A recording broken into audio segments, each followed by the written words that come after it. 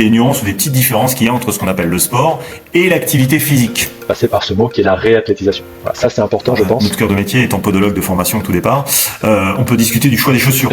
J'avais un truc à dire sur le temps. Hello, bonjour à tous, ravi de vous retrouver. Bonjour à tous. Ravi de vous retrouver pour ce deuxième épisode du podcast Nom de Code Sport.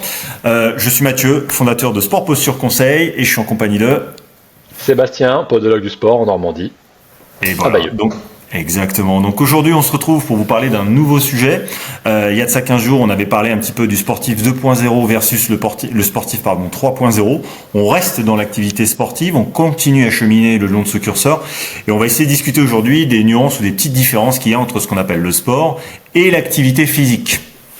Exactement. Attention, petit disclaimer, nous ne sommes pas médecins, donc nous allons ici discuter et avoir des échanges un petit peu aller-retour pour pouvoir, on va dire, échanger de manière ludique, mais nous allons toujours vous conseiller, si besoin, de consulter un médecin pour aller faire des analyses complémentaires, si besoin, pour votre santé personnelle. Dans tous les cas, nous ne serons pas là pour vous conseiller d'un point de vue médical. Voilà, ça c'est quelque chose qui est très important. Nous, on est juste là pour vous donner des grandes lignes et vous l'avez compris, on en avait parlé rapidement sur le premier épisode. Notre objectif, c'est de partager, de discuter de tout cet univers autour de l'activité sportive et quelle que soit la pratique que chacun et chacune fait. Le but, c'est justement de promouvoir le sport. Donc quand on parle de sport et d'activité sportive, il faut peut-être déjà essayer de comprendre rapidement, en tout cas, définir les grandes lignes. Qu'est-ce que c'est que le sport? Qu'est-ce que c'est que l'activité physique? Alors, qu'est-ce que c'est que le sport, Mathieu? Grande question. Si on s'en tient stricto sensu à la définition du Larousse, parce que je sais qu'il y a des puristes parmi ceux qui nous écoutent, c'est quoi? C'est le sport, c'est une activité physique qui s'exerce plutôt dans le sens du jeu et de l'effort et qui induit plutôt du coup une notion de respect des règles avec une dépense énergétique, on va dire, accrue versus ce que serait l'activité physique elle-même. Donc globalement, il y a une notion d'essoufflement, il y a une notion de dépassement de soi, puis pourquoi pas de compétition pour ceux que ça intéresse. De loisir aussi, ouais. Ouais, exactement. Donc la course à pied, le crossfit, sport de combat. Bref, dès qu'il y a une petite notion d'opposition avec un besoin de respecter des règles, puisqu'il y a une notion de jeu, donc qui dit jeu dit règle du jeu, c'est plutôt le versant sportif avec un côté dépense énergétique qui est également important. Alors que l'activité physique, elle, si on reste toujours sur la définition du DICO, c'est l'ensemble des mouvements qui sont faits par le corps et notamment à travers les muscles avec une dépense énergétique certes supérieure un petit peu à celle du repos mais qui n'induit pas forcément un essoufflement. Donc la marche, par exemple, c'est une activité physique où il y a une élévation de la dépense énergétique bien sûr, mais pas au point où vous n'êtes pas capable de parler et puis il n'y a pas forcément besoin de respecter des règles, où il n'y a pas forcément de compétition. C'est ça, il n'y a pas forcément cette fois-ci tout le temps la notion de loisir, non plus je dirais au niveau de l'activité physique, et on la retrouve aussi beaucoup pour la préparation même de l'activité sportive la plupart du temps. C'est vrai que c'est un peu différent. Voilà, c'est quelque chose qui est peut-être basique et peut-être que chacun ou chacune pensait ou s'imagine connaître, mais c'est une notion qui est assez fine parce que en fait, autant l'activité sportive elle est accessible on va dire globalement à tout le monde. Alors chacun à son niveau, en fonction de ses antécédents, son degré de fatigue. Autant l'activité sportive en elle-même est un peu plus contraignante. Alors pourquoi elle serait un peu plus contraignante? Déjà parce que d'une part, elle nécessite d'être potentiellement bien encadrée. C'est pas anodin que de se mettre au sport. On vient d'évoquer le fait de se mettre à courir ou à marcher, pas à marcher mais à courir, à faire des sports de combat. Donc il y a une notion d'intensité et donc il peut y avoir besoin, notamment, d'avoir une prise en charge médicale. Qu'est-ce que tu conseillerais toi, Seb, si tu devais avoir quelqu'un qui voulait faire du sport? Qu'est-ce que tu conseillerais comme prise en charge médicale? Déjà, ça dépend de la personne que je vais retrouver en face de moi. Si je retrouve une personne qui déjà est plutôt athlétique, qui est déjà dans un schéma sportif, qui veut peut-être se réorienter ou remettre le pied à l'étrier, ça va dépendre de son âge, de son état physique, de son poids. Effectivement, dans un premier temps, on va bien sûr conseiller un petit rendez-vous médical chez son médecin traitant pour faire un petit check-up. Et puis ensuite, surtout, c'est de travailler sur une réathlétisation ou une quantification de stress mécanique, travailler vraiment dans la progressivité. On peut avoir différents profils qu'on peut voir nous dans nos cabinets par exemple.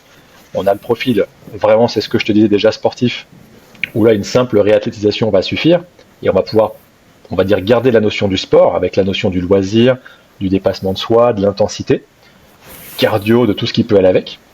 Et après on peut avoir la personne qui se présente déjà avec un profil un peu plus sédentaire, un peu plus fort, tout de suite moins moins allié au sport directement, et à ce moment-là, on va plutôt lui conseiller une activité physique, c'est-à-dire déjà se remettre dans le mouvement, la mobilité, beaucoup moins dans l'intensité, mais aller rechercher réellement un mouvement articulaire, un travail musculaire, et avoir une notion plutôt de santé dans un premier temps. Reprendre une activité physique avec un objectif santé, et pourquoi pas par la suite une activité, un objectif d'activité sportive. Mais je dirais que ça dépend finalement de la personne qu'on peut avoir en face de nous. Ok, pour compléter un petit peu ce que Sébastien vient de dire, ouais, moi je dirais effectivement, soyez quand même appliqués par rapport au bilan médical, même si c'est un bilan médical qui reste simple, c'est pas anodin que de se remettre à une activité sportive. Alors évidemment, plus vous êtes jeune, moins sur le papier, tout du moins il y a de risques. Cela étant dit, il est quand même bien d'aller faire un bilan médical. En général, votre médecin il vous fera faire des petits tests assez simples qui permettent de voir un peu la fréquence cardiaque au repos, pendant l'effort et après l'effort. Le plus connu d'entre eux, un des plus connus, c'est le test de Ruffier-Dixon. C'est quoi? C'est tout simplement des 30 flexions 45 secondes et on prend le pouls au début et après et 2 minutes après et on regarde un petit peu ce qu'il en est. Une petite prise de sang annuelle également pour rechercher des carences basiques peuvent être intéressantes pour avoir globalement déjà une base. Et ça, cette base, elle est évolutive au gré de votre saison, au gré de vos entraînements. Donc ça me paraît peut-être important parce qu'on voit trop souvent passer, je pense que Sébastien a le même sens que moi là-dessus, on voit trop souvent passer des certificats médicaux qui ont été faits entre deux. Et bon, quand il n'y a pas de problème, tant mieux. Mais quand il y a un problème, le problème c'est que justement si jamais vous mettez à faire du sport, que vous prenez au goût du sport et de la compétition, à faire des épreuves, si on reste sur le marathon là, qui a eu lieu il y a peu de temps, on voit plein de sportifs qui vont faire le marathon en fait, mais avec une épée de Damoclès au-dessus de la tête. C'est-à-dire qu'ils n'ont absolument aucune idée de comment leur cœur se comporte lorsqu'ils poussent la machine au maximum. Et du coup, pourquoi ? Parce qu'il n'y a pas eu potentiellement de bilan médical qui a été fait. Et plus la personne avance en âge, allez on va dire 35, 40, 45 ans, plus il est conseillé éventuellement de faire un test d'effort pour savoir ce qui se passe quand elle est amenée à être en difficulté. Donc du coup, ça peut être intéressant quand même de faire un bilan médical assez approfondi ou plus approfondi qu'il ne le serait si vous étiez plus jeune ou si vous mettiez au tout début à l'activité sportive vraiment en mode PPR, si j'ose dire. Ça, c'est quelque chose qui est assez intéressant. Alors, si tu vas ouais, c'est vrai que non, je te rejoins complètement. T'as tout dit là sur ce coup-là. C'est vrai que le certif médical, alors faut pas non plus jeter la pierre. Il peut être fait dans de très bonnes circonstances la plupart du temps. Mais c'est vrai que maintenant, de mémoire, en plus, je crois que le certif médical, il est valide pour beaucoup d'activités 3 ans, du coup. Donc il y a quand même un laps de temps entre-temps où les gens sont un peu laissés dans la nature et puis rien ne nous dit que voilà une personne en 3 ans elle a largement le temps d'arrêter pendant 2 ans et de reprendre 1 an après finalement et on revient finalement avec 2 ans peut-être de sédentarité et une reprise très aléatoire. Donc ouais, je pense qu'il faut plutôt que les gens soient responsables au-delà aussi du certificat médical à proprement parler, mais plutôt vraiment aller se porter sur la responsabilité des gens pour que les gens puissent aussi comprendre. Alors il y a aussi la connaissance, mais comprendre que le corps, c'est une machine et la machine, il faut l'entretenir, il faut y aller, il faut la travailler progressivement et il faut la comprendre. Mais oui, le certif médical, c'est aussi un moyen d'être suivi avec un œil extérieur et il ne faut pas négliger aussi la qualité de prise en charge du bilan médical, quoi. Là, ce qu'on vient de vous proposer, c'est évidemment, c'est non exhaustif. Il y a plein de choses que vous pouvez faire en plus, mais c'est de notre point de vue, tout du moins, vraiment la base fondamentale. C'est important de le garder à l'esprit parce que, encore une fois, et ça on en avait parlé dans le premier podcast, donc j'invite toutes celles et ceux qui ne l'ont pas écouté à aller l'écouter, bien évidemment.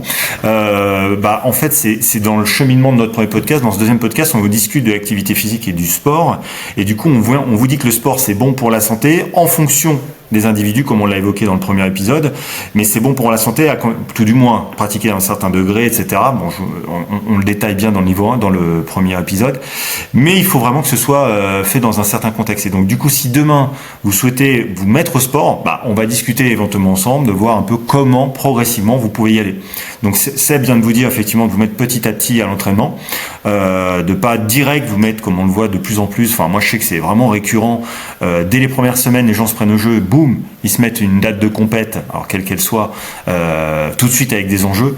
Restez peut-être dans le sport plaisir au départ. Qu'est-ce qu'on pense, Seb ?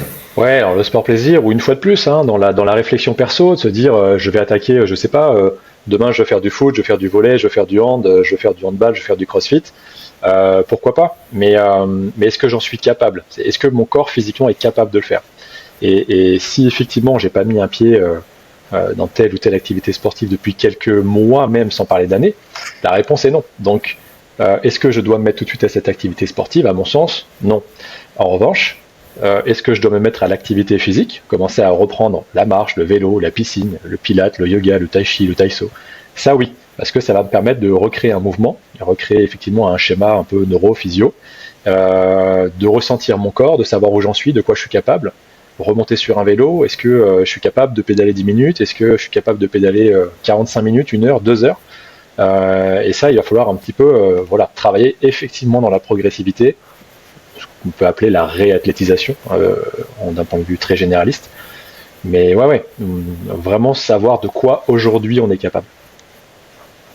Si on reste dans l'analogie de la course à pied, concrètement, très simple. Ça fait longtemps que vous n'avez pas couru, ou peut-être que vous n'avez jamais couru. Au départ, ne vous fixez pas plus de 2 séances par semaine.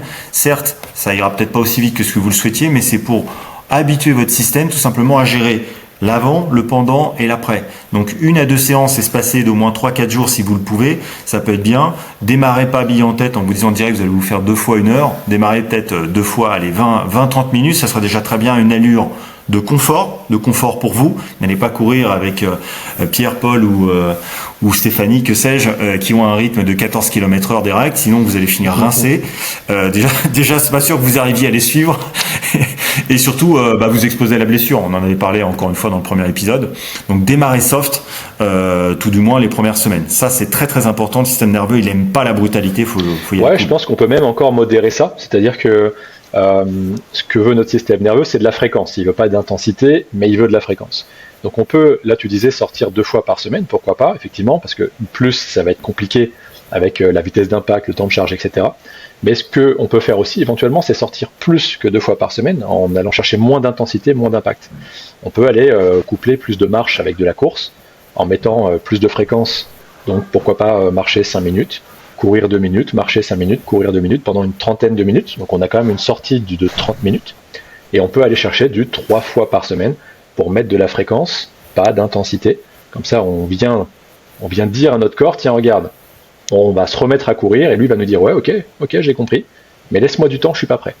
Et du coup, en allant travailler et en réaugmentant au fur et à mesure l'intensité, on s'adapte progressivement et on évolue dans le temps. On reste à l'écoute de notre corps, s'il faut ralentir, on ralentit, mais effectivement, ça nous permet d'aller chercher un peu plus de plaisir, la notion de sport, cette fois-ci, adossé un peu à l'activité physique, la réadaptation, le sport, exactement, le plaisir, voilà, le compromis entre les deux. Donc je pense qu'on peut même aller chercher encore un peu plus loin, finalement, si on veut chercher un peu plus de fréquence. Alors maintenant on va discuter peut-être, après on discutera d'autres types de sports, mais pour rester dans la course à pied, comme c'est quand même au départ, notre cœur de métier étant podologue de formation au tout départ, on peut discuter du choix des chaussures. Donc on en parlait avant de faire le podcast, on discutait avec Sébastien justement de ce qu'on pourrait éventuellement vous proposer. Alors il y a les puristes qui vont aller vers des chaussures très très techniques et ils auront entièrement raison là-dessus. Après il faut toujours ramener déjà le coût de la chaussure et la contrainte et l'intérêt d'acheter une chaussure très technique en fonction du niveau de pratique. Si vous courez 1 fois par semaine, acheter une Vaporfly c'est la marque Nike à 250 €, pas sûr que ça ait un grand intérêt pour vous. Et au-delà de ça, c'est surtout ça va peut-être même vous exposer à la blessure. Donc vous pouvez peut-être démarrer avec une chaussure, un choix de chaussure qui serait, on va dire, correct, qui sera peut-être pas un absolu, sera peut-être pas parfait, qui n'induit aucun mouvement, mais qui ne s'y oppose pas non plus. Ce que moi je disais tout à l'heure avec Sébastien, j'appellerais ça une chaussure neutre. Je n'ai pas dit, c'est-à-dire qu'il n'y a pas trop de drop. Le drop, c'est le dénivelé entre l'avant et l'arrière de la chaussure. Donc entre 6 8, si t'es ok, Sab, là-dessus. Je trouve que c'est pas mal. Une chaussure pas trop lourde. Donc à vous de voir un peu comment vous la ressentez. Voilà, c'est une chaussure passe-partout. Et puis voilà, exactement. Et il sera toujours temps après, si demain vous voulez vous mettre à 3-4 sorties par semaine, d'aller déjà, vous aurez amélioré votre manière de vous entraîner. Vous avez peut-être pris conseil auprès de professionnels du sport ou de la santé. Et du coup, forcément, vous pourrez cheminer et aller chercher des chaussures un peu plus techniques. Ouais, alors pareil, c'est un peu pareil. Ça dépend de qui on va avoir en face de nous. Donc c'est un peu, tu l'as un peu dit. Si on cherche une chaussure très technique, souvent c'est qu'on a déjà une certaine spécificité à la course, on a déjà une certaine expérience, on a des fois des années de course et on cherche un objectif en particulier. Après, la personne qu'on peut avoir de manière récurrente, nous dans nos cabinets, un peu lambda, qui cherche à se remettre un peu à la course à pied, est-ce qu'elle a besoin d'une chaussure extrêmement technique ? Non, sachant qu'elle ne va pas être en recherche de performance, elle va plutôt être en recherche de confort, d'adaptabilité, etc. Bon, la chaussure, on pourrait faire un podcast complet là-dessus, en réalité. Je dirais que d'un point de vue très généraliste, il faut quand même que la personne soit conseillée par un professionnel de santé qui se connaisse quand même un minima en chaussures. La neutralité, c'est hyper important au niveau de la chaussure de sport pour une personne lambda. Mais ça dépend aussi si en face de nous, on a une personne qui est plutôt dans la mobilité d'un point de vue corporel ou plutôt dans l'hypertonicité d'un point de vue corporel. Dans la mobilité, c'est vrai qu'on va peut-être chercher à avoir une chaussure un tout petit peu plus rigide pour cette personne-là et pas une chaussure qui laisse le corps aller s'écraser au sol, ce qui fait qu'on irait chercher plus d'instabilité. Et souvent, ce sont déjà des personnes un peu instables en termes de posture et à qui on va souvent demander un peu justement de préparation physique, de renforcement musculaire, de tonicité. Et à l'inverse, si on a une personne qui est plutôt dans l'hypertonicité, la rigidité, on va peut-être lui demander un petit peu plus de souplesse, un petit peu plus d'amorti de confort. Et donc, sans aller chercher de la spécificité de chaussure, on va peut-être quand même lui proposer une chaussure un chouille plus amortissante, sans rentrer dans le détail du drop, où là, je te rejoins, on reste sur quelque chose qui sera plutôt neutre. Sinon, on reste dans quelque chose qui peut un peu se compliquer aussi pour la personne qu'on va avoir en face de nous, effectivement. Voilà, un petit parallèle aussi qui peut être intéressant, c'est que donc Sébastien l'a évoqué, c'est de faire une petite séance d'activité spécifique, un petit peu de renfort. Alors c'est un nom un petit peu fourre-tout, mais vous l'aurez compris, il n'y a pas besoin d'être un pro du sport pour ça. Un petit peu de gainage, un petit peu de chaise contre le mur, un petit peu de flexion et d'extension, tout ça dans un degré de confort. C'est-à-dire si vous voyez que vous faites des exercices et qui vous font mal, vous l'aurez compris, ça n'a pas de sens. Quand je dis ils font mal, c'est pas que ça vous génère des courbatures, c'est qu'ils vous font mal sur le plan tendinomusculaire ou articulaire, c'est que vous le faites ou vous le faites pas bien, ou cet exercice n'est pas adapté à votre corps. Donc arrêtez, changez. Mais faites des exercices comme ça un petit peu en amont de vos sorties courses, ça peut être intéressant, notamment par rapport à la prévention, et ça contribue également à la remise en route en fait. C'est une manière différente pour le système nerveux pour se remettre en route, et peut-être moins contraignant sur le plan cardiovasculaire, un peu plus contraignant sur le plan musculaire, mais c'est quelque chose qui peut être assez intéressant. Qu'est-ce qu'on pourrait dire éventuellement leur conseiller pour ceux qui voudraient faire d'autres sports, genre la muscu, crossfit, des sports peut-être un peu moins d'endurance, un peu plus de force? Qu'est-ce que tu parles de préparation physique, d'exercice à conseiller, c'est ça? Ouais, ou quel consigne on pourrait leur donner, c'est qu'est-ce qu'ils doivent avoir en tête. Par exemple, s'ils font du crossfit, de la muscu, c'est des exercices très techniques. L'haltéro, je reste encore dans les sports de force.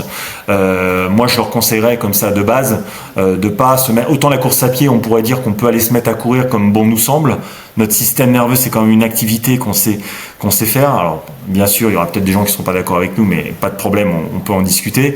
Mais aujourd'hui, on a des études où on sait que globalement, le système nerveux, marcher, courir, il est fait pour ça. En revanche, faire de la muscu, de l'haltéro, pas forcément. Donc du coup, il y a des gestes qui sont très techniques, mais tous ces gestes-là doivent être nuancés avec en fonction des formes de corps. Donc qu'est-ce qu'on pourrait leur conseiller à ces gens-là qui voudraient faire des sports un peu plus orientés force? Alors là, on parle effectivement de sports un peu différents. Tu parles du CrossFit, par exemple, c'est un sport qui est un peu multitechnique. On va avoir effectivement un sport qui est adapté un peu à presque tout le monde finalement, mais à la fois, tout le monde ne sera pas adapté à tous les gestes de CrossFit. Donc là, on est vraiment dans la pure adaptation, et le premier conseil qu'on peut donner, c'est la progressivité. C'est-à-dire, c'est d'y aller en faisant ce qu'on est capable de faire dans un premier temps, que ce soit d'un point de vue cardio et fréquence cardiaque, et d'un point de vue force, du coup.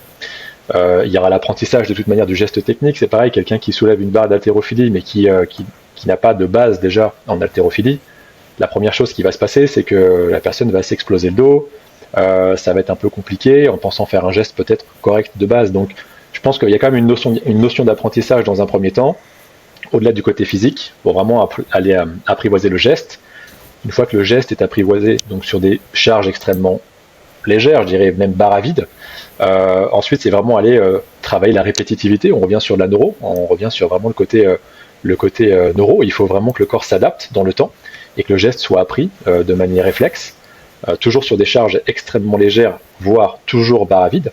On voit beaucoup dans les pays asiatiques, ils s'entraînent très petits en haltérophilie avec des manches à balai ou des bâtons PVC, et ils font ça pendant des mois avec des vitesses d'exécution extrêmement importantes, jusqu'à temps que le geste soit parfaitement adapté. Et une fois que le geste est adapté, ils commencent simplement à mettre un petit peu de charge sur les barres, et ils arrivent à avoir des performances incroyables. Et ils sont très très bons dans ces spécialités-là en l'occurrence. Donc je dirais que le conseil pour vraiment quelqu'un qui voudrait se mettre au CrossFit ou sur un sport d'haltéro, vraiment c'est l'apprentissage du geste, la progressivité, la patience aussi, parce que ça prend beaucoup de temps. Et au-delà du côté purement médical, comme on en parlait tout à l'heure, du côté bilan médical pur, c'est vraiment avoir en tête que ça va être long. Exactement, et gardez en tête toujours que quand vous faites votre exercice, même si vous n'êtes pas un spécialiste et que si vous êtes conseillé et coaché par un professionnel, gardez toujours en tête que si ça fait mal, il faut l'avoir à l'esprit, c'est un signal qui vous dit que peut-être il y a quelque chose qui n'est pas adapté. La technique, l'amplitude, la vitesse, la charge, le niveau de fatigue, ça c'est déterminant, c'est ça qui doit dicter votre envie de continuer ou d'arrêter un mouvement. Quand bien même votre coach vous dit non c'est bon, faut forcer, si vous avez des douleurs autres que liées à des courbatures ou des douleurs dites physiologiques, pensez à éventuellement changer quelque chose. Donc si on devait faire une petite conclusion, une petite synthèse, pour pas que ça dure trop longtemps, pour que chacun puisse s'approprier un petit peu le contenu de ce podcast, on dirait qu'est-ce que tu conseillerais toi globalement, si on devait synthétiser un peu tout ce qu'on a dit là depuis le départ, notamment par rapport à... Alors moi je vais être chiant avant la conclusion. Je vais rebondir sur un truc justement parce qu'on en parlait là juste avant et c'est quand même important parce que tu parlais de conseils. On parle du sport, on parle de progressivité, on parle d'adaptation, d'apprentissage de gestes techniques, c'est bien. On oublie souvent, ce sera peut-être l'occasion d'en discuter plus tard, mais aussi on oublie souvent de parler de la récupération du coup. Et la récupération, ça doit faire partie de l'activité sportive. Pourquoi ? Parce que beaucoup de gens aussi se lancent dans une activité sportive en étant hyper motivés. C'est comme quand on a envie de quelque chose, on va se lancer à fond. Et des fois, on oublie un peu que le corps, il a besoin de récupérer, surtout quand il n'est pas adapté à tel ou tel geste dans un premier temps. Et donc, c'est quelque chose aussi dont on devrait parler et conseiller aux gens, de faire attention, de considérer la récupération. Voilà, je voulais juste rajouter ça, au-delà de tout ce qu'on pourrait rajouter. Non, mais T'as raison, c'est vrai que c'est la récup, c'est vrai qu'on en a pas reparlé, c'est un sujet qui est déterminant, récupération au sens large, sommeil, hydratation, c'est ça. Alimentation. Et on parle rarement de la récupération pure. Voilà, on en parle un peu dans le niveau 1. Voilà, exactement. Retournez, si vous voulez avoir un peu plus de détails là-dessus, vous pouvez retourner dans l'épisode 1 où on s'était attardé un petit peu là-dessus sur le dernier tiers du podcast.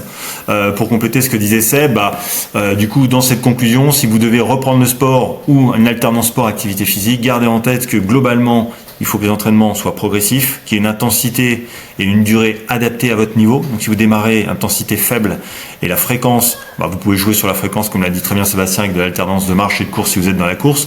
Et si vous faites des sports de force, il suffit tout simplement d'augmenter le temps de récup entre les exercices. Déjà, ça permettra d'être moins brutal que quelqu'un qui ferait les mêmes exos que vous, mais qui aura un temps de récup plus faible et qui du coup forcément la contrainte et notamment la fréquence cardiaque va monter. Donc ça c'est pas mal. Prenez conseil quand il y a besoin pour les chaussures, on l'a dit, alors pas besoin d'être trop technique, mais vous pouvez toujours prendre conseil auprès d'un pro du sport ou d'un pro de la santé pour des chaussures, pour démarrer quand c'est la course à pied. Et puis pour la gestuelle technique, c'est pareil, quand vous faites des sports un peu plus ciblés avec une notion technique qui est vraiment très prononcée, donc on parlait du crossfit, mais il y en a d'autres, c'est pareil pour les sports de combat ou autres, c'est quelque chose qui est important d'être bien suivi. Et sur le rappel médical, rappel médical, bien avant le rappel médical, ça c'est plus vraiment pour faire le côté, pour avoir un côté fondamental et savoir être sûr que notre machine elle fonctionne bien et qu'on soit en bonne santé. Ça c'est important quand même. Non, surtout je voulais revenir sur le fait que il faut se considérer du coup comme débutant quand on veut prendre une activité sportive et notre corps débutant. Donc l'idée c'est toujours d'être sûr que au-delà du côté santé fondamental, médical, savoir de quoi notre corps est capable, c'est savoir de quoi nous, on est capable, de quoi on est capable de faire. Qu'est-ce qu'on est capable de faire aujourd'hui ? Et ça, on doit pouvoir le conscientiser, on doit pouvoir le tester physiquement.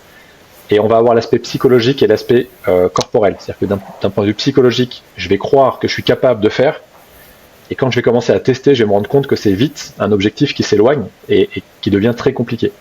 Donc déjà, une notion de découragement, ne pas se décourager. Considérer l'activité physique comme la première étape de l'activité sportive, pouvoir se dire je vais me préparer physiquement à mon activité sportive qui va me donner un objectif particulier et savoir que le chemin va être long et que je vais devoir mettre de la progressivité, de l'adaptation, passer par ce mot qui est la réathlétisation. Voilà, ça c'est important je pense, de considérer que c'est toujours dur mais on n'en a pas tout le temps, on s'en rend pas tout le temps compte dès le départ et on se donne toujours des objectifs qui sont souvent parfaitement atteignables au long terme, mais on a une vision souvent très court terme qui n'est pas possible bien souvent dans le sport. Voilà, le but du sport, c'est la durée. Enfin, la durée, j'entends d'en faire longtemps ou le plus longtemps possible. Donc, respectez bien ça. Rappel médical, si vous démarrez le sport moins de 30 ans, bilan médical simple avec peut-être un bilan sanguin en fonction de ce que vous dira votre médecin. Si vous avez un peu plus de 30-35 ans, attention, peut-être il y aura besoin de faire un bilan médical un petit peu plus poussé avec des analyses sanguines un peu plus poussées. Gardez en tête également la récupération, on vient d'en parler un petit peu, et éventuellement, et je dirais même peut-être c'est le nerf de la guerre, à la moindre douleur anormale qui perdure ponctuellement une fois, c'est pas très grave.